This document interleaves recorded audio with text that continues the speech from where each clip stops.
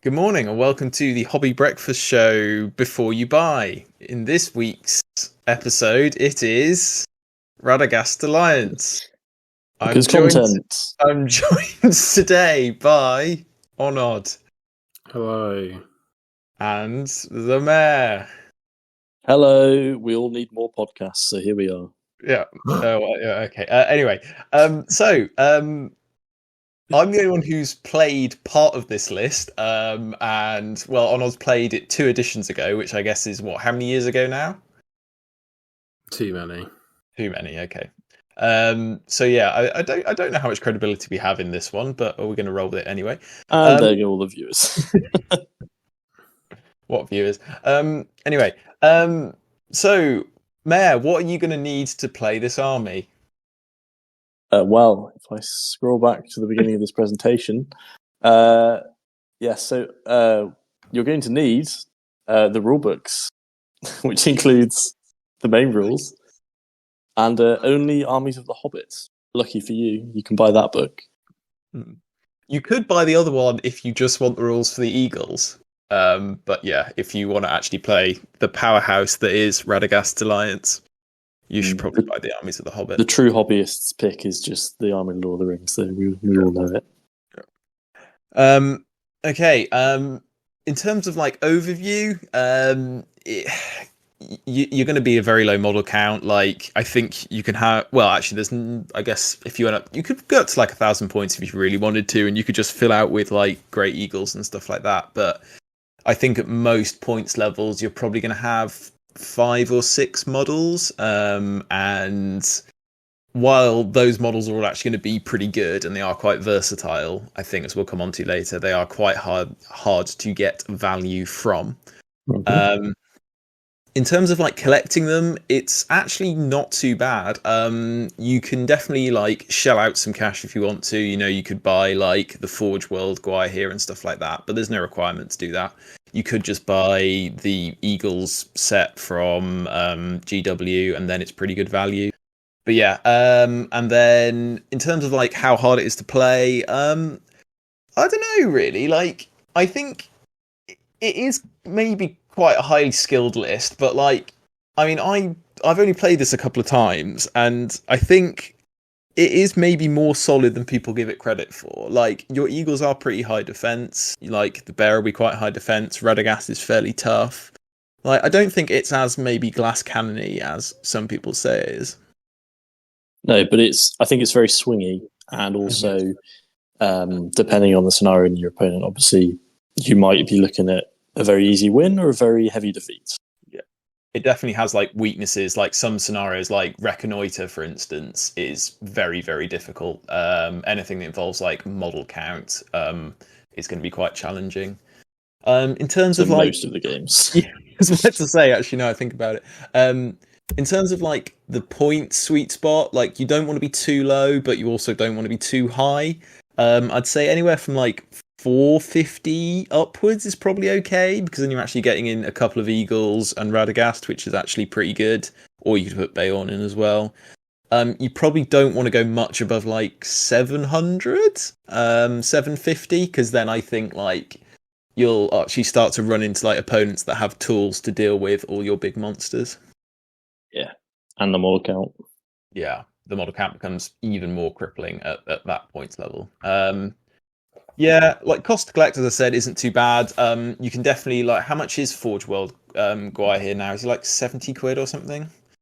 Really? I think he's quite a bit. I think he's really expensive. Yeah, £70. Oh, right. I didn't even look that up. For one model. That's good. It is a nice model though. He comes with resin textured base. So if you just bought more Eagles and somehow painted him differently, that would be enough, right?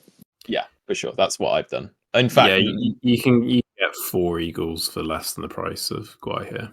Yeah, which is probably what you should do. That's mental. Yeah.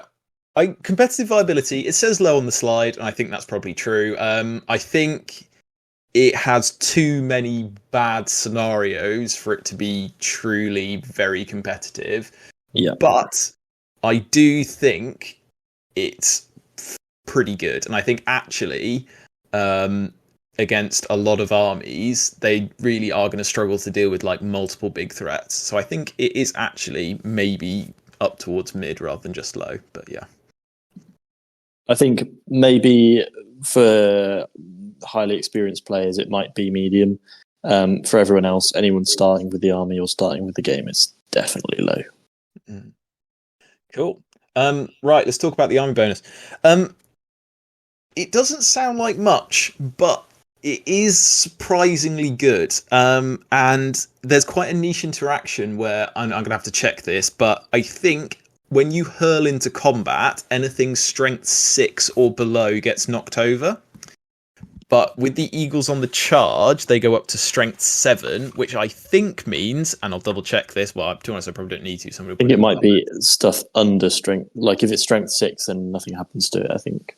Yeah, but anyway, so the eagles won't get knocked over in the combat if they get hurled into, which is quite nice. And, you know, getting an extra strength on the charge is super nice because essentially with the eagles, what you're hoping to do is just charge in, win the combat, and then you've got 6 strength 7 attacks to kill whatever you're attacking, which is normally enough, it would be fair to say. Like, that's a pretty decent attack to be getting.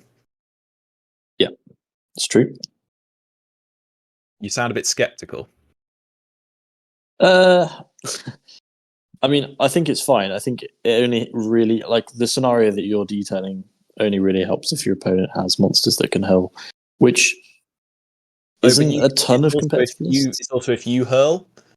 Oh, see. So if you hurl into a combat where there is another eagle, I don't think they get knocked over, which I think is great. If they've charged. If they've charged. But again, that may not be accurate, but that is my impression. Okay, well, that'll be interesting if it's not true. I'm sure someone will let us know. Yeah, as people tend to. In terms of alliances, like this is a bit rough, but then actually, as we've probably detailed there, like your army bonus isn't super essential. So you're like a lot of with Misty Mountains, for instance, you're often seeing it being like convenient and allianced with like dwarves maybe or something like that. And I think the same goes here. Like I can't think a reason. I mean, is there a reason you'd ever historical alliance with Misty Mountains rather than taking them in the same force? I don't think so. Is the army bonus different for Misty Mountains? No, it's exactly the same. Oh, right, yeah. It's probably a legacy thing as opposed to there actually being a reason. Yeah. Yeah, I can't think of it off the top of my head. But like I think convenient. I mean, it's the same story with like Eagles in Misty Mountains, like Army of Lake Town. I don't know if can you do that anymore? Because I don't know. Didn't they change the alliance rules for Lake Town? So would that not be legal anymore? I think you could still take Master of. It's only like you have to take Master of Lake Town, don't you? Yeah. So I don't see why you can take Master of Lake Town and Guahir in separate forces. Mm-hmm. Essentially. Yeah. Anyway. And then, like, yeah, you could. I mean, I don't think you'd ever do like them with Fangorn. Maybe with Thranduils, Iron Hills. Yeah, I mean, like, to be honest, a lot of the time when you see an alliance, a convenient alliance with Eagles, it's just so they can drop Guahir in. And like, yeah. I personally think Guahir's one of the best mods in the game. And like, I think. To be honest, I think if you're running Radagast Alliance, you're probably doing it for theme anyway, in which case you probably won't be allying with anybody. Like, I don't really see a reason to do that. Yeah, I think if you're playing this list, unless you're just allying Guahir into an already good army, you're probably not playing this super competitively. So who cares? Maybe you do take Ents, Yeah, true. Just have a load of monsters. Yeah, monster mash. Oh, I think Eagles are almost objectively better than Ents, but that's my opinion. Anyway, right, let's talk about the actual models. What do we think of these? They're pretty nice. The Guahir sculpt is actually really nice, but it's not £70 nice. No, I would argue. Radagast. I mean, are we going to talk about profiles as well? Yeah. I reckon like we do a bit on the model, bit about the profile as we go. So I'm going to recap my thoughts on the models first. The miniatures are fine. What do you think about the Eagle kit? The basic plastic, I think it's pretty nice. The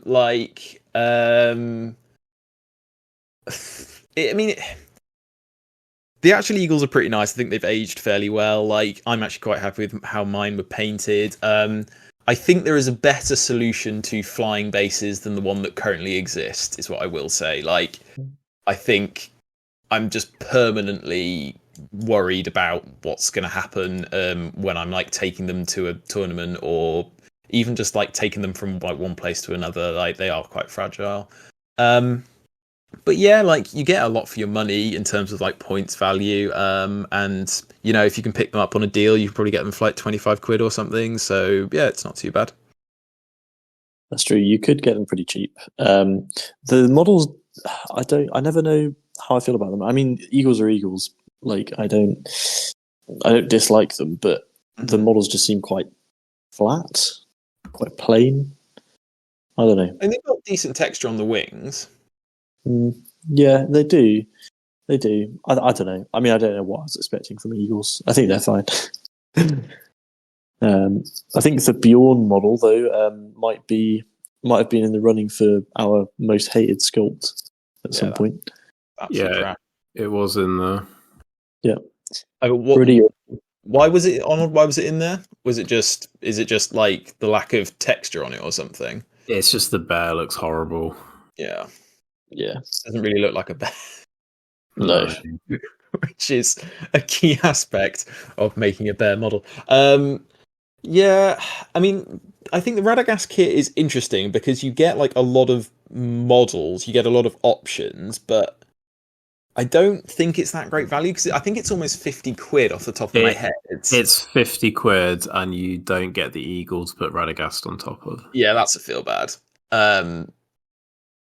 I don't know, like, I mean, I guess if you like The Hobbit and you like the models from The Hobbit, it's probably fine. But like, I don't know. I have Eagles, and I think I would quite like to take Radagast, but I just don't feel any motivation to spend 50 quid on a 150 point hero. No. I mean, you've got Thorin's company, haven't you? So yeah, that's kind of a nicer balance, perhaps. List of random shit that I keep buying. At least there's models you can actually field. Yeah, it's true. Should we talk about the rules of the models then? Yeah, I mean, so monsters in this edition of MESBG are not amazing, but Guahir is quite nice. I guess the mobility of being able to put him absolutely anywhere you want because he can fly really far, and having Hurl, being able to put him on whatever model you need to, chase down opponents, take objectives and run away with them, like Seize the Prize or Heirlooms is really nice. Like, if you're playing Eagles on those, you're pretty much doomed if you get unlucky. Yeah. I mean, like, I think the big thing with Guaya here is because he's fight 8 and has 3 might and strike, and like that mobility, it does just make him. I think the thing with Guaya here is I think people think about less about like what he's going to do and like all the possible options that he could do, and there are just too many for people, and I think people like get a bit freaked out playing him, whereas actually most of the time he isn't that devastating. Like, he can definitely be insane, but like he's not that ridiculous. But I guess it's a bit like having, I don't know, like a ring wraith on a fell beast or something, or Gulliver in Angmar. Like, it's just how many options he gives you, and like having the ability to fly and heroic combat is pretty ridiculous because it basically gives you a threat range of 24 inches. Which is, you know, one side of the board to the other in a single turn, which not many other models in the game can actually do, which is kind of insane. Yeah, and obviously there are certain scenarios in SBG where the Eagles can if you roll well, just sort of insta win you them, like Seize the Prize, for example. Yeah. But yeah, I mean, I think for my money, I think the Witch King's still the best hero in the game, but I do think in terms of like the value, I think Guai here is well up there and is super scary to face on the board. I think Radagast as a caster is actually pretty good. I've never used him personally, but looking at his range of spells, like he does get some pretty cool stuff. And I don't know. I guess the payoff is obviously if you don't take if you take him on an eagle, you use the Staff of Power. Well, I don't know how big a deal do we think that is. I mean, it makes him a 200-point hero. Yeah. You still got 6 will points, so you can still cast your magic when you need it to go off. You just can't spam it, basically. I mean, what does he have an immobilize on? His immobilize is on a 3+ with a 12-inch range. And he's got Terrifying Awe on a 2-up, doesn't he? Yeah. Yeah, and Panic Steed on a 2, Renewal on a 3, Nature's Wrath on a 4, Aura of Dismay on a 5. I reckon he's sort of in like he's sort of like in Ringwraith territory, isn't he? Where if you are really good at knowing when to spend the will points, then he's good on an eagle. Yeah. But if you aren't so confident, then you probably want to take him on the sleigh instead. Yeah, I mean, I think the sleigh is the more consistent option and is probably the one I would personally go for, just to keep all that will knocking around because I think it would be quite nice. It is worth saying that he will give, if he's on an eagle, he will give the eagle and I think therefore himself resistant to magic. So that is quite nice to have knocking around. And he gives that to all eagles within 12 inches, which I think is actually quite a big deal because one of the main counters to eagles, especially the basic eagles, is I wouldn't necessarily say Black Dart, but like Transfix or Immobilize are both really good options. I think just giving you essentially a second Guai here is essentially what you're doing, isn't it? Yeah. He doesn't come with Strike, but then you're also Fight 7 base, so I don't actually know if that's strictly necessary. But yeah, I don't know. Just make you a bit more selective for your targets. You don't use him to take on the big hero, do you? Also, just be able to, because also on the Eagle base, Nature's Wrath would become pretty bonkers, which I think would be quite nice. So being able to charge in Nature's Wrath, and then even if you lose the combat, they won't be able to make strikes, which is quite nice as long as I guess you position correctly. But yeah, Panic Steed's probably quite a useful situation. I mean, as well. Being able to get rid of mounts in SBG is literally one of the most powerful effects you can have. On a 2-up. On a 2-up is fucking game breaking. Can you use Fate against it if you've got Horse Lord? No, you can use will points to resist it, but I don't think it kills the mount. I think it just causes them to throw the rider. Right. Yeah, that makes sense. Yeah, I mean, and then besides that, you got Bayorn, who's that's right. I mean, he's not as good as he was in the Legendary Legion. Mm-hmm. And he's still not as good as he is in the Legendary Legion, even with the nerfs. But I mean, you don't get the control over his change, which is a little bit annoying. Yeah, but I mean, not the end of the world. He's still Big Bear. He's still quite good, and it just means that you've potentially got Guai here, Radagast on Eagle, and Bayorn in the same list, which is a lot of points. That's what 600 points them three combined already. Yeah, which is pretty bonkers. But I don't really know what scenario you run that in other than maybe 1,000 points with 3 or 4 Eagles if you can squeeze in. Yeah, I mean, I think the problem is with Bayorn just feels a bit out of place in this list. I just don't see where he really fits in because especially if the whole rest of your army's flying, he's just so slow, isn't he? Yeah. Well, relatively speaking, I mean he's got an 8-inch move, so he's not that slow, but compared to a 12-inch flyer who can perch wherever it wants to, it's not great. I imagine if they ever remake a new edition, he probably wouldn't stay in the list now that they've made the Bjornings. Yeah. Yeah. I think he's just there because of they didn't have anywhere else to stick him. I guess though they did make the choice to put him in this rather than Wanderers in the Wild. Yeah, I guess it's just because there's that one movie scene, isn't there, where they. Yes.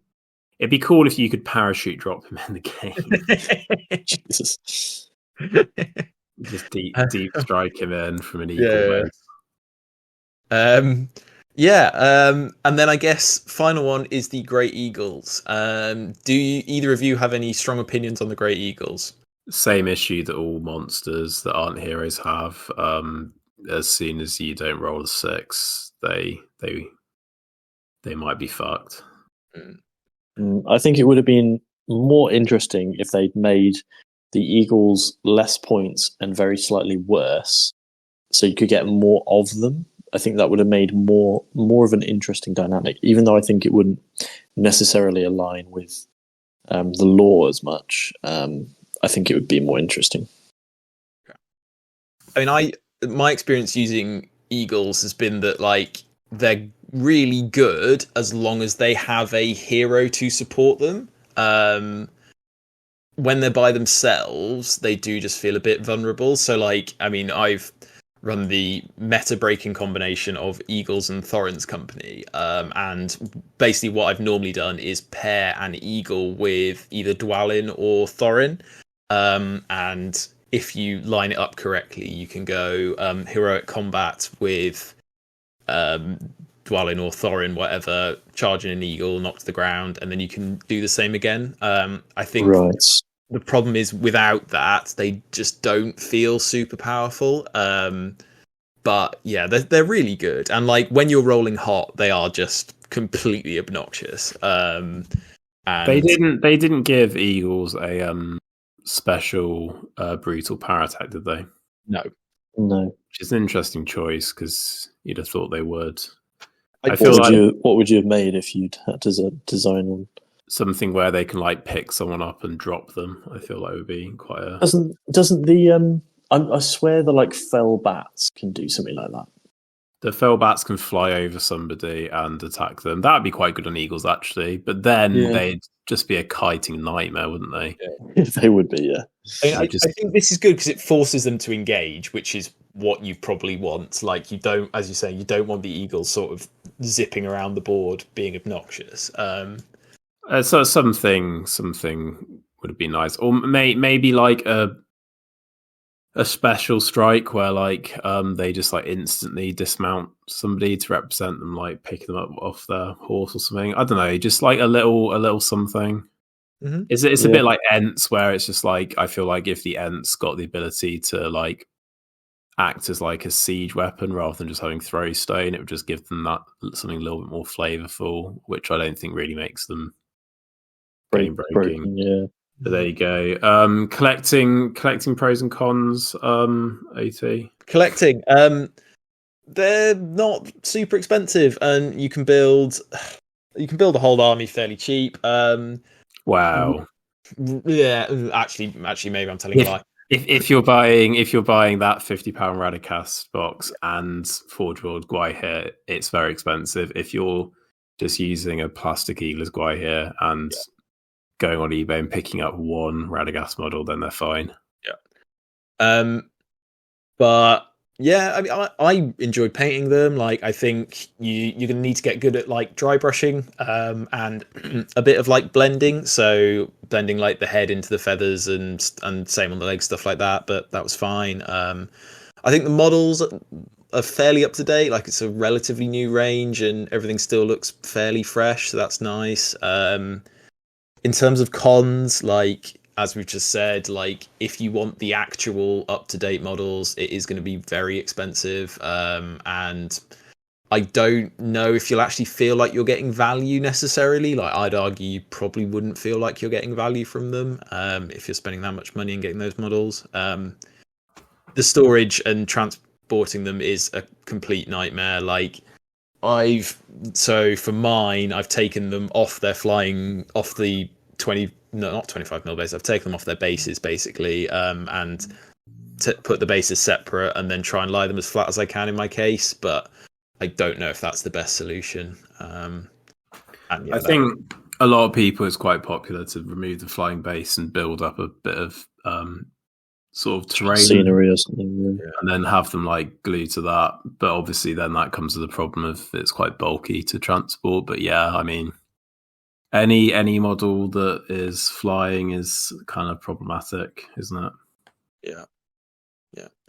And like, I don't know, I think a big pro as well is I think they look really cool on the table. Like, I think any big monsters it is quite a cool thing to see, and like it's a nice thing to have at a tournament, because also it's something different. Like, it's not, another Easterling Horde or Gondor Horde or whatever. It is something very different. And I personally really enjoy playing it. Like, I think it's a very different kind of challenge to the armies I've usually played, which is essentially dwarves. These are like the polar opposite of dwarves. Now I think about it, actually. Yeah, and they are like, you just have so many options, and it does feel like you could win any game or lose any game based on maybe not like your skill. Maybe that's a bit of an exaggeration, but like there are definitely opportunities for you to win all your games. True. I do feel like it's a bit of a passion project. Like, no power game is going to use it, but it's a nice moment from the films. It's a nice army to collect. Like you said, it looks nice. It's not got a massive barrier to entry. It's not got that many models to paint. It's just a nice thing to collect, but I doubt it'll be anyone's first army. It shouldn't be. Also, like, if you're just getting started in the hobby, I really wouldn't recommend this as like a first army to build. Like, go somewhere else first for sure. Arnor. Yeah. Press F. Right, let's talk about some example lists. The first list we're going to look at is birds. This is 550 points, and it's got 5 eagles in. I don't think this list would be very good, but I think it would be quite fun to use. And there will definitely be some games where you high roll and your opponent literally can't do anything. Yeah, I think it's fine. I mean, there's not a lot of variation to be had, is there? So that is what it be. Yeah. And then we've got the Sunbirds variation, which is Radagast on Eagle, Gwaihir, and an Eagle. I think this one could actually be quite fun. Like, you've got 6 might, you've got a wizard, you've got Gwaihir who can just put in a load of work. Like, I think this would be quite entertaining. And actually, at 450, I don't really know what people would bring that could actually kill your Eagles at that points level. I mean, providing you get some good courage checks in, I mean, the Eagles could just whiff, and you could just high roll on a trapped Eagle. But there's, I mean, Isengard could take siege weapons. I suppose at 500 points, most armies are going to be fairly conventional, aren't they? So, you might not come up against anything particularly tailored for monsters or Eagles at that points level. Yeah. I'd say at like 700, 800 points, you're starting to think, well, what do I have in my army that could take on something nasty like Eagles? And by nasty, I mean a big monster, not like a power gamers list. Yeah. And I think like the big thing you're worried about, especially if you don't bring Radagast, is casters, because like a half decent caster can like nullify one of your Eagles so easy. Like I came up against a Mouth of Sauron, and he just 1 dice transfixed me every turn on an Eagle, and that was just 100 points in my army that was just doing absolutely nothing. And I think like that is a big counter. Also, like maybe lots of range stuff, because like you lose your charge bonus if you're going into a wood. So like, I don't know, if you came against like, Rangers of Mirkwood or something, and people were just hiding in the trees. That's really difficult for you to deal with. But I think someone did that to Sebastian at one point. Yeah, he was not happy. I feel like if the scenario's right, any army of woodland creature would just sit in trees. Yeah, like if it wasn't a scenario that required moving, and I was playing Shire, I'd just do that. It's true. Because you're a filthy power gamer. I am with your Shire list. Yeah. As we know, I am the power gamer of the trio. I think like I don't think I'm trying to think of like a really hard counter to Eagles. Like, what's something that's really good against them? maybe Goblin like, Town? I mean, yeah, potentially. I mean, I've played against bears a lot with Goblin Town, and I mean, it's the hills you got to look out for. But I mean, do you really care? Like, the guy got a hurl and killed like 10 goblins and was like really pleased with himself, and I was like, yeah, that's like 40 points. I don't give a shit. But I think the thing with the eagles is they're much harder to trap than bears are, it's true. because if things are looking bad, you can literally just fly away. Like, and I think Yeah, I think after you run out of might, though, especially against something like Goblin Town's always going to have might to do a move off against you, but they're not going to be able to run into you because they don't have fearless. So I would say potentially a Mordor army with fearless and a Witch King. That would be pretty horrific potentially. Maybe even Angmar. They'd be shit against Black Riders because they're just black dart. yeah, Black Riders would be rough. Yeah, that'd be bad. So that, yeah, maybe Black Riders would be a pretty good hard counter. I mean, I'm not sure why we're trying to figure out what hard counters eagles. I think they struggle enough. Yeah. Cool. Well, that's kind of everything from me. I've got to say, like, personally, I've really enjoyed playing eagles, and I'd very much recommend them to, like, maybe it's like your third or fourth army or something after you've played a few others. I think they're a really nice change to have, and especially having Gwai here and an eagle around, it's always nice because you can drop them into an alliance or something, so you can always get value from them if you do want to try and put them in something. They're quite refreshing, aren't they? Yeah. After you buy your Power Gamer list of Rivendell Knights, you can just reflect on your choices. I don't even think Rivendell Knights is that good anymore. Like, I think it's just No, I don't think it's so miserable to play. Yeah. Anyway, that's one for another video. I think you whinged about that before. Don't worry. Yeah. Maybe I'll do a video just whinging about it. I'll get it all out my system. We can put it on the third channel. Anyway, Whinges, new series. Right. Well, thank you for listening. I don't know how much we've really added on that, to be honest. I think we've more just used that as like a stream of consciousness more than anything else. But hopefully there's some gems to be found in amongst that pile of crap.